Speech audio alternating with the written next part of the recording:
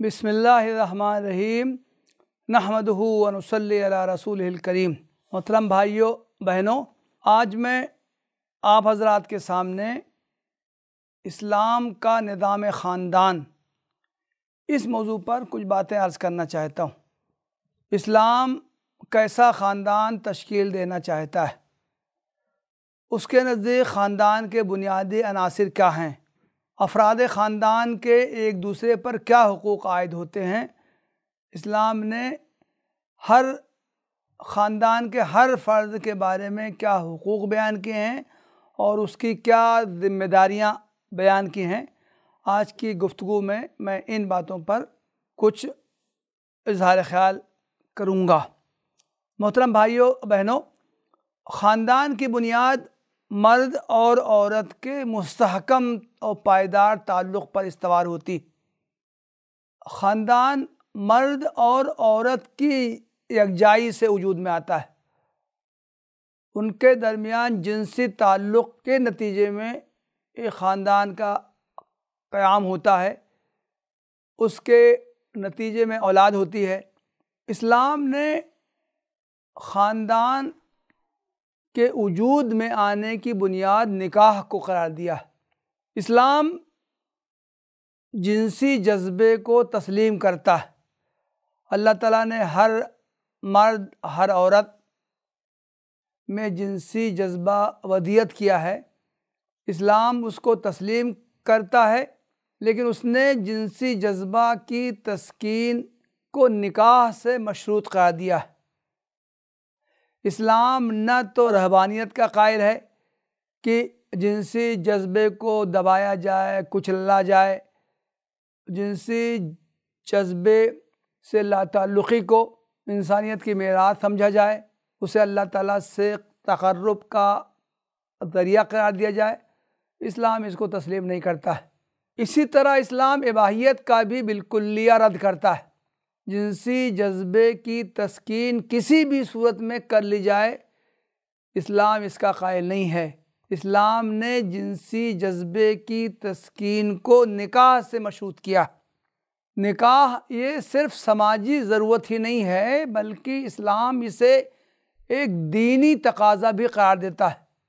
चुनांचे अल्लाह ताला के पैगंबर जो इंतहाई बरगुज़ीदा हस्तियाँ थीं, अल्लाह ताला कुरान करीम में इरशाद फरमाता है कि हमने जो पैगंबर भेजे हैं,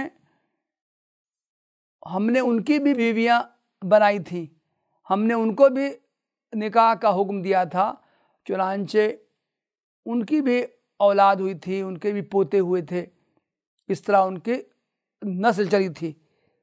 सूरह राद आयत नंबर 38 में अल्लाह ताला फरमाता है, वलक़द अरसलना रुसुलना मिन क़ब्लिक वजअलना लहुम अज़वाजन व ज़ुर्रिया।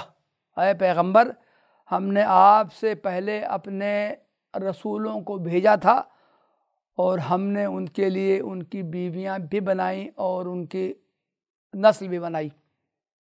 ख़ानदान के तरकीबी अनासिर क्या है? ज़ाहिर है कि जब ख़ानदान मर्द औरत की यकजाई से उनके दरमियान निकाह होने से वजूद में आता है, तो गोया कि ख़ानदान के बुनियादी अनासिर हैं शौहर और बीवी। अल्लाह ताला उनको औलाद की नेमत से नवाजता है, तो गोया कि ख़ानदान का तीसरा उन्सुर औलाद। ख़ानदान में वालिदैन को भी एक अहम मुकाम हासिल होता है। ख़ुद ये शौहर और बीवी जब ये औलाद की नेमत से बहरावर होते हैं, फिर इनकी औलाद बड़ी हो जाती है, उनका निकाह होता है, तो ख़ुद ये शौहर और बीवी की हैसियत माँ बाप की भी हो जाती। तो गोया कि ख़ानदान के बुनियादी अनासिर में शौहर, बीवी, औलाद और वालिदैन आते हैं। पाँचवा उन्सुर ख़ानदान का रिश्तेदार होते हैं। कुरान करीम ने वालिदैन के साथ साथ रिश्तेदारों का भी तज़किरा किया है, व बिज़िल क़ुरबा, और रिश्तेदारों के साथ भी अच्छा बर्ताव करो। तो गोया कि कुरान करीम की जो सिला रहमी की जो तालीमात हैं, वो रिश्तेदारों से मुताल्लिक़ हैं। कुरान ने अहले ख़ानदान के तमाम अफराद के हुकूक़ भी बयान किए हैं और उनके फ़राइज़ भी बयान किए। कुरान حقوق کو حاصل کرنے، حقوق کو مانگنے، حقوق کو طلب کرنے کو نہیں کہتا ہے، بلکہ قرآن فرائض پر زور دیتا ہے۔ وہ تمام افراد خاندان کے فرائض بیان کرتا ہے، ذمہ داریاں بیان کرتا ہے۔ اس طرح وہ یہ کہنا چاہتا ہے کہ اگر فرائض کو صحیح طریقے سے ادا کیا جائے تو کسی کے حقوق پامال ہی نہیں ہوں گے۔ اس تعلق سے ایک آیت ہماری رہنمائی کرتی ہے، سورہ البقرہ کی آیت نمبر 228 ہے، لَهُنَّ مِثْلُ الَّذِي عَلَيْهِنَّ بِالْمَعْرُوفِ، عورتوں کے حقوق معروف طریقے سے ویسے ہی ہیں جیسے ان کے فرائض ہیں۔ گویا کہ اس آیت میں یہ بات کہی گئی ہے، عورتوں کے جو حقوق ہیں وہ مردوں کے فرائض ہیں، اور مردوں کے جو حقوق ہیں وہ عورتوں کے فرائض ہیں۔ حقوق اور فرائض کا آپس میں بہت گہرا تعلق ہوتا ہے۔ قرآن کی تعلیم و تلقین یہ ہے کہ اگر خاندان کے جو افراد ہیں اگر وہ اپنے فرائض پر توجہ دیں، اس پر ان کی نگاہ رہے، ہر شخص یہ سوچے کہ اس کی جو ذمہ داری ہے وہ اس سے کما حقہ ادا کر رہا ہے یا نہیں کر رہا ہے، تو دوسروں کو اپنے حقوق مانگنے، طلب کرنے کی نوبت ہی نہیں آئے گی۔ اہل خاندان کے کیا فرائض ہیں، کیا حقوق ہیں، ان کا میں بہت اختصار کے ساتھ میں تذکرہ کرنا چاہتا ہوں۔ سب سے پہلے شوہر کا حق۔ شوہر کا حق یہ ہے جو بیوی کے فرائض میں سے ہے کہ وہ اس کی اطاعت کرے، معروف میں اس کی اطاعت کرے، اس کا کوئی رویہ باغیانہ نہ ہو۔ سورہ النساء آیت نمبر 34 میں ہے، فالصالحات قانتات حافظات للغیب بما حفظ اللہ۔ جو نیک عورتیں ہیں وہ اطاعت شعار ہوتی ہیں۔ قانتات کا لفظ عربی زبان میں اطاعت کے معنی میں آتا ہے، اس میں اللہ کی اطاعت بھی شامل ہے اور شوہر کی اطاعت بھی شامل ہے۔ چنانچہ قنوت کا لفظ قرآن کریم میں مختلف مقامات پر آیا ہے، قانتات کا بھی لفظ آیا ہے، اس میں اللہ کی اطاعت کا مفہوم پایا جاتا ہے۔ یہ سورہ النساء کی اس آیت میں جو قانتات کا لفظ آیا ہے، اس میں اللہ کی اطاعت کا بھی مفہوم پایا جاتا ہے اور شوہر کی اطاعت کا بھی مفہوم پایا جاتا ہے۔ گویا کہ نیک عورتوں کا جو امتیازی اور نمایاں وصف ہونا چاہیے کہ وہ شوہر کی اطاعت گزار ہوں۔ اسی بات کو ایک حدیث میں اللہ کے رسول صلی اللہ علیہ وسلم نے بہت اچھے انداز میں بیان فرمایا۔ آپ سے پوچھا گیا بہترین عورت کون ہے؟ ای النساء خیر۔ آپ صلی اللہ علیہ وسلم نے بہترین عورت کی چند اوصاف بیان کیے، التی تسرہ اذا نظر وتطیعہ اذا امر ولا تخالفہ فی نفسہا ومالہا بما یکرہ۔ سب سے بہتر عورت وہ ہے کہ جب اس کا شوہر اس کی طرف دیکھے تو خوش ہو جائے۔ اس میں صرف ظاہری خوبصورتی کا تذکرہ نہیں ہے، بلکہ اس میں عورت کے رویے کا تذکرہ کیا گیا ہے۔ شوہر کے تعلق سے عورت کا رویہ، اس کا بیہیویئر، اس کا انداز ایسا ہونا چاہیے جو شوہر کو خوش کرنے والا ہو۔ دوسری بات کہی گئی ہے کہ بہترین عورت وہ ہے کہ جب شوہر اس کا کوئی بات کہے تو اس کی اطاعت کرے، اس کو مانے، سرتابی کا مظاہرہ نہ کرے۔ اور تیسری بات کہی گئی ہے کہ وہ اپنے نفس کے بارے میں اور اپنے مال کے بارے میں کوئی ایسا رویہ اختیار نہ کرے جو شوہر کو ناگوار ہو۔ شوہر اور بیوی کے درمیان محبت و مودت کا تعلق ہونا چاہیے۔ اللہ تعالیٰ کا ارشاد ہے، وَمِنْ آيَاتِهِ أَنْ خَلَقَ لَكُم مِّنْ أَنفُسِكُمْ أَزْوَاجًا لِتَسْكُنُوا إِلَيْهَا وَجَعَلَ بَيْنَكُم مَّوَدَّةً وَرَحْمَةً، سورہ الروم کی آیت۔ اللہ تعالیٰ کی نشانیوں میں سے ایک نشانی یہ ہے کہ اس نے تم ہی میں سے تمہارا جوڑا بنایا تاکہ تمہیں ایک دوسرے سے سکون حاصل ہو، اور اس نے تمہارے درمیان محبت و مودت کا تعلق رکھا۔ بیوی کے حقوق کیا ہیں شوہر پر؟ ایک تو حقوق اس کے معاشی ہیں، اسلام نے بیوی کو معاشی جد و جہد سے مستثنی رکھا ہے۔ نکاح ہوتے ہی عورت کی تمام تر معاشی ذمہ داریاں شوہر کے سر آ جاتی۔ ایجاب و قبول کرتے ہی شوہر پر مہر کی ادائیگی لازم ہوتی۔ وَآتُوا النِّسَاءَ صَدُقَاتِهِنَّ نِحْلَةً، لوگو تم اپنی بیویوں کو ان کے مہر خوش دلی سے لازم سمجھتے ہوئے ادا کرو۔ بیوی کا نان و نفقہ شوہر کے ذمہ واجب ہے۔ بیوی کو رہائش فراہم کرنا شوہر کے ذمہ واجب ہے۔ اسی طرح اسلام نے عورت کے لیے وراثت میں حصہ لازم قرار دیا۔ قرآن کی تاکید یہ ہے کہ مال وراثت چاہے کم سے کم ہو یا زیادہ سے زیادہ ہو، اس میں لازماً عورتوں کا بھی حصہ ہونا چاہیے۔ اس کے علاوہ اسلام نے بیویوں کے تمدنی اور معاشرتی حقوق کی بھی ضمانت دی۔ قرآن کی تاکید ہے وَعَاشِرُوهُنَّ بِالْمَعْرُوفِ، لوگو اپنی بیویوں کے ساتھ اچھا برتاؤ کیا کرو، بھلا برتاؤ کیا کرو۔ یہ سورہ النساء کی آیت ہے، آیت نمبر 19۔ آگے جو بات کہی گئی ہے وہ بہت اہم ہے۔ اللہ تعالیٰ نے فرمایا ہے فَإِن كَرِهْتُمُوهُنَّ فَعَسَىٰ أَن تَكْرَهُوا شَيْئًا وَيَجْعَلِ اللَّهُ فِيهِ خَيْرًا كَثِيرًا، اگر عورتیں تمہیں ناگوار بھی ہوں تو تمہیں یہ سوچنا چاہیے کہ اللہ تعالیٰ نے ان میں بڑی بھلائی رکھ دی ہو۔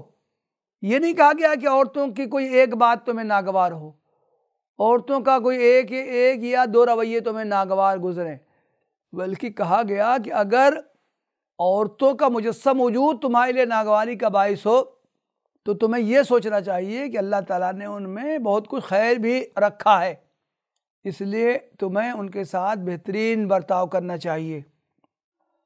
اللہ کے رسول صلی اللہ علیہ وسلم نے بار بار عورتوں کے ساتھ اچھا سلوک کرنے کی ہدایت کی ہے۔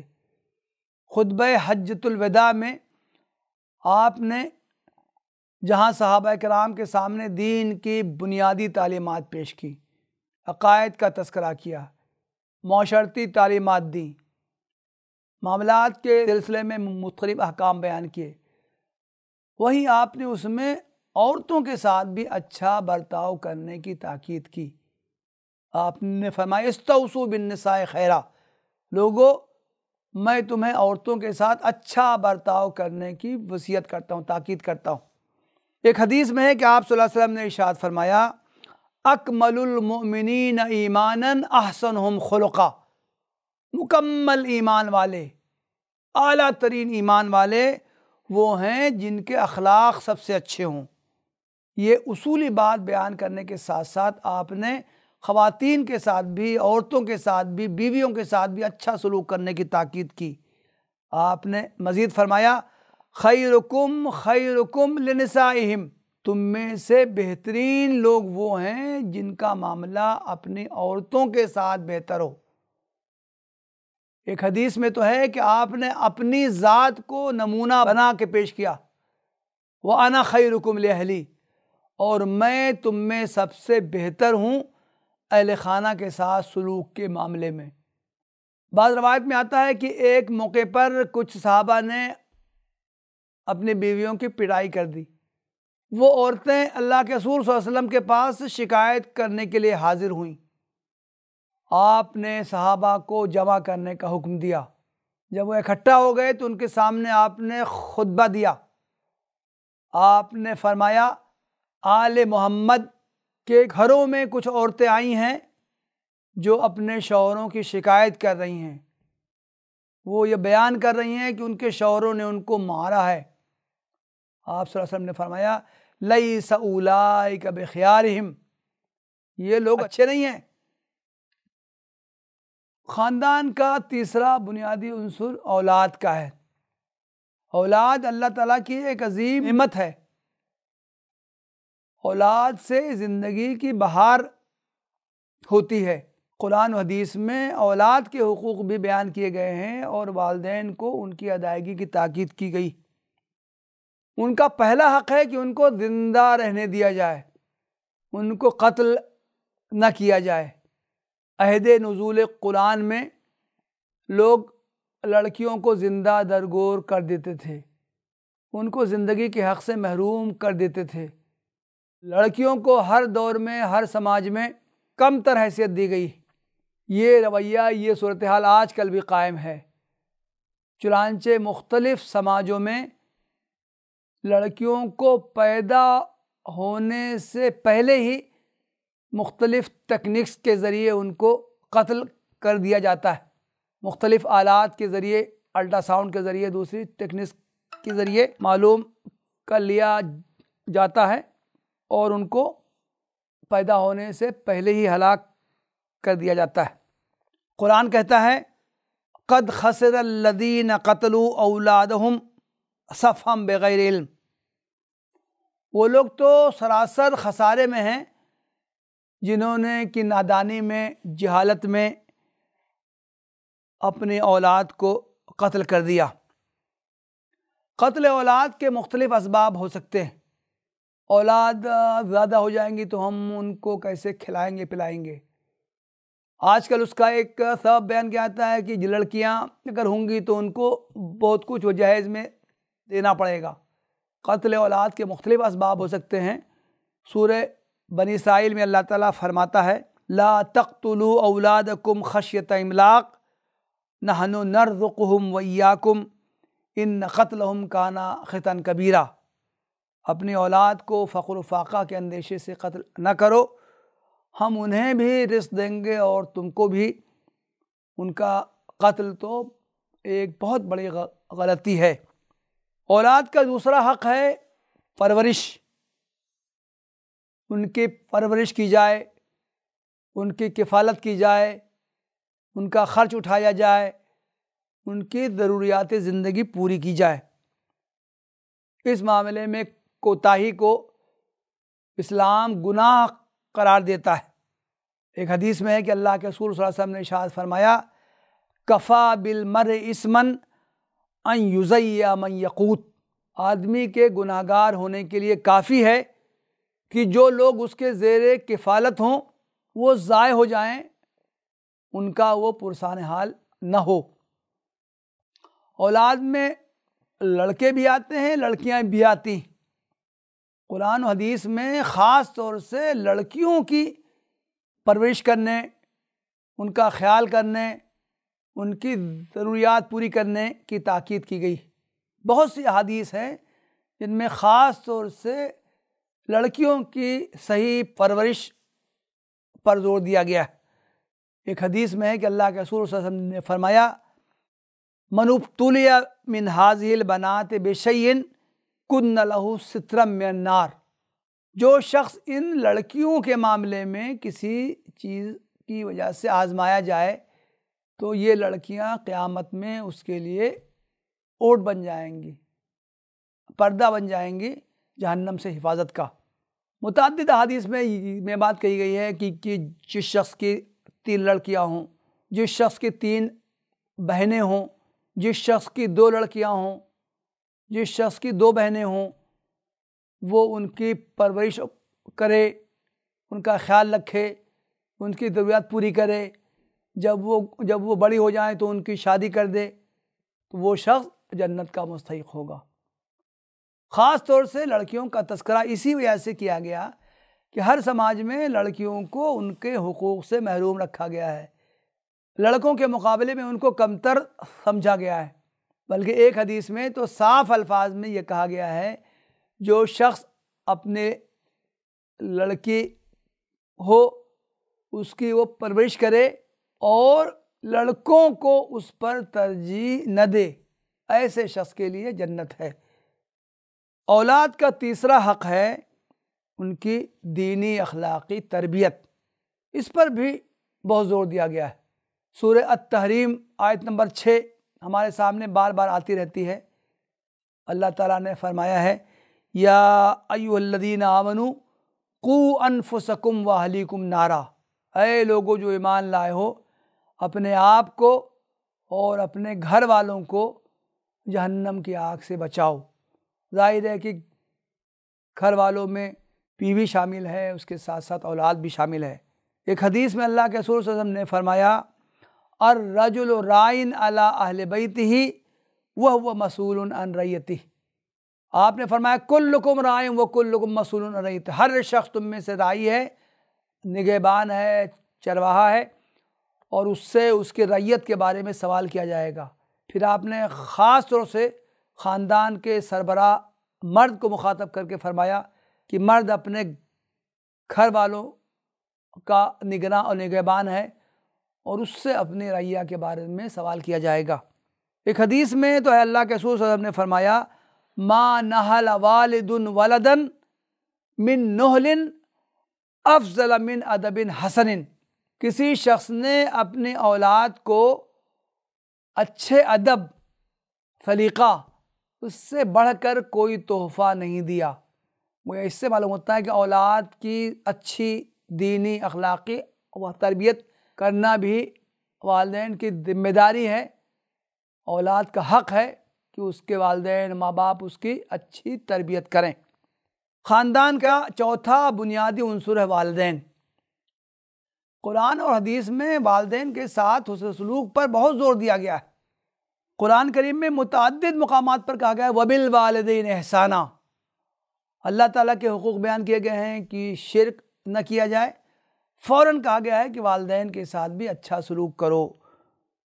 سورہ اسراء میں آیا ہے وَقَضَىٰ رَبُّكَ أَلَّا تَعْبُدُوا إِلَّا إِيَّاهُ وَبِالْوَالِدَيْنِ احسانا، اللہ تعالیٰ نے یہ تو فیصلہ کر دیا ہے کہ تم اس کے علاوہ اور کسی کی عبادت نہ کرو اور ساتھ ہی والدین کے ساتھ اچھا سلوک کرو۔ متعدد حدیث میں والدین کا اور خاص طور سے ماں کا بھی تذکرہ کر کے ان کے ساتھ اچھا برتاؤ کرنے کا حکم دیا گیا ہے۔ ایک صحابی اللہ کے رسول صلی اللہ علیہ وسلم کی خدمت میں حاضر ہوئے، فرمایا من احق الناس بحسن صحابتی، میرے حسن سلوک کا سب سے زیادہ مستحق کون ہے؟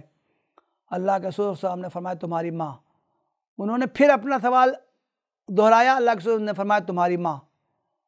تیسری مرتبہ پھر انہوں نے یہی سوال کیا، اللہ کے رسول نے فرمایا تمہاری ماں۔ جب انہوں نے چوتھی مرتبہ یہی سوال دہرایا تو اللہ کے رسول نے فرمایا تمہارے باپ۔ ایک حدیث میں ہے کہ اللہ کے رسول صلی اللہ علیہ وسلم نے فرمایا من ادرک والدیہ عند الکبر احدہما او کلیہما ثم لم يدخل الجنہ، وہ شخص ناکام اور نامراد ہے، وہ شخص تو محروم ہے ہر چیز سے جو اپنے والدین کو پائے بڑھاپے کی حالت میں، کسی ایک کو یا دونوں کو، اور پھر وہ جنت میں داخل نہ ہو سکے۔ ہم سب جانتے ہیں کہ جہاد کتنی بڑی عبادت ہے، کتنی عظیم الشان عبادت ہے۔ متعدد احادیث میں ہے کہ بعض صحابہ جہاد میں شامل ہونے کے لیے آئے، اللہ کے رسول صلی اللہ علیہ وسلم نے پوچھا تمہارے باپ ہیں؟ کہا ہاں۔ حضور نے فرمایا ارجع الیہما وفیہما فجاہد، ان کے پاس واپس جاؤ، ان کی خدمت کر کے جہاد کا ثواب حاصل کرو۔ ایک صحابی آئے اور انہوں نے کہا کہ اللہ کے رسول میں تو مجھے تو جہاد کا اتنا شوق ہے کہ میں اپنے ماں باپ کو روتا ہوا چھوڑ کے آیا ہوں۔ اللہ کے رسول نے فرمایا جاؤ تو واپس جاؤ، ان کی خدمت کرو اور ان کو ہنساؤ، جس طرح تم نے ان کو روتا ہوا چھوڑا ہے اسی طرح جا کے ان کو ہنساؤ۔ خاص طور سے بوڑھے والدین کی خدمت کی تو بہت تاکید کی گئی۔ قرآن کریم ہی میں آیا ہے اما یبلغن عندک الکبر احدہما او کلاہما فلا تقل لہما اف ولا تنہرہما، جو ماں باپ تمہارے پاس بڑھاپے کی عمر ان کو اف نہ کہو نہ ان کو جھڑکو، واخفض لہما جناح الذل من الرحمہ، ان کے لیے اپنے رحم و کرم کے پر بچھا کے رکھو، اور وقل رب ارحمہما کما ربیانی صغیرا، اور ان کے اے اللہ تعالیٰ سے دعا کرتے رہا کرو کہ اللہ تعالیٰ جس طرح انہوں نے مجھے بچپن میں پال پوس کے بڑا کیا ہے اسی طرح اللہ تعالیٰ تو ان پر رحم کر۔ رشتہ دار بھی خاندان کا حصہ ہوتے ہیں۔ قرآن و حدیث میں رشتہ داروں کا بھی حسن سلوک ان کے ساتھ کرنے، ان کا خیال رکھنے کی تاکید کی گئی ہے۔ قرآن میں ان لوگوں کو جنت کا مستحق قرار دیا گیا ہے الذین یصلون ما امر اللہ بہ ان یوصل، اللہ تعالیٰ نے جن رشتہ داروں کو جوڑنے کا حکم دیا ہے اس کو وہ جوڑتے ہیں۔ اسی طرح ان لوگوں کو اہل جہنم میں سے قرار دیا گیا ہے الذین یقطعون ما امر اللہ بہ ان یوصل، اللہ تعالیٰ نے جن رشتوں کو جوڑنے کا حکم دیا گیا ہے ان کو وہ توڑتے ہیں۔ احادیث میں بھی صلہ رحمی پر بہت زیادہ زور دیا گیا ہے۔ ایک حدیث میں کہ الرحم شجرۃ من الرحمن، کہ رحم تو رحمان سے مشتق ہے۔ اللہ تعالیٰ رحم کو مخاطب کر کے فرماتا ہے جو تم سے جڑے گا اس سے میں جڑوں گا، جو تم سے کٹے گا اس سے میں کٹوں گا۔ صلہ رحمی صرف یہی نہیں ہے کہ جو رشتہ دار ہم سے تعلق رکھیں ان سے ہم بھی تعلق رکھیں گے، جو ہم سے تعلق نہیں رکھیں گے ان سے ہم بھی تعلق نہیں رکھیں گے۔ اس سے منع کیا گیا ہے۔ ایک حدیث میں کہا گیا لا تکونوا امعا ان احسننا و ان اساؤوا اسانا، خود غرض نہ بنو، یہ نہ کہو کہ جو لوگ ہم سے اچھے تعلقات رکھیں گے، ہمارے ساتھ اچھا برتاؤ کریں گے، ان کے ساتھ ہم بھی اچھا برتاؤ کریں گے، جو ہمارے ساتھ کوئی تعلق نہیں رکھیں گے ان سے ہم بھی تعلق نہیں رکھیں گے۔ رشتہ داروں کا رویہ جو بھی ہو، ہماری ذمہ داری ہے کہ ہم ان کے ساتھ اچھا برتاؤ کریں، ان کے ساتھ صلہ رحمی سے پیش آئیں۔ شوہر کے لیے جس طرح اس کے نسبی رشتہ دار اہم ہیں اسی طرح اس کے سالی رشتہ دار اہم ہیں۔ بیوی کے لیے جس طرح اس کے نسبی رشتہ داروں کی اہمیت ہے اسی طرح اس کے سسالی رشتہ داروں کی، ساس کی، سسر کی اور دوسرے سسالی رشتہ داروں کی اہمیت ہے، ان کے ساتھ حسن سلوک کی تاکید کی گئی۔ اسلام ایک ایسا خاندان وجود میں لانا چاہتا ہے جس میں تمام افراد خاندان کے درمیان خوشگوار تعلقات ہوں، وہ ایک دوسرے کے حقوق کا خیال رکھیں، ایک دوسرے پر جان کی نچھاور کریں، ایک دوسرے کے معاملے میں وہ ایثار سے کام لیں۔ اگر ایسا وہ کریں گے تو ان کے درمیان باہم محبت اور مودت کے تعلقات استوار ہوں گے، ایک خوشگوار خاندان وجود میں آئے گا۔ لیکن اگر ہر ایک کے پیش نظر اپنا مفاد ہوگا، صرف خود غرضی پر مبنی وہ تعلق رکھے گا تو خاندان کی خوشگواری باقی نہیں رہ سکتی۔ اللہ تعالیٰ سے یہ دعا ہے کہ ہم کو ان باتوں پر عمل کرنے کی توفیق عطا فرمائے۔ وآخر دعوانا الحمدللہ رب العالمین۔